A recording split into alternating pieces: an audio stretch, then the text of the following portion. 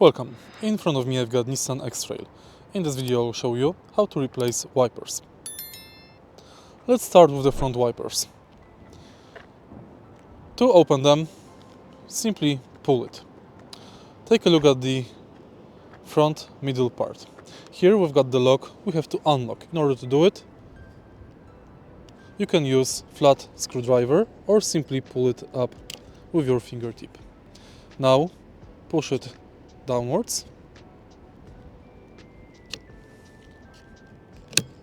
and you can remove it. Now you can replace only the rubber part or you can replace the whole wiper. To place it back, push it in and pull it downwards. Lock it and it's done. The same thing with the second wiper. Take a look at the back.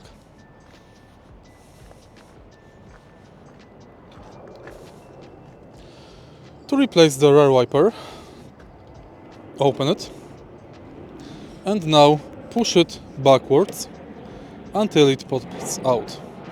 Now you can replace only the rubber part or the whole wiper. To place it back, insert it here and push. And it's done. If you find this video helpful, please leave a like, comment and subscribe.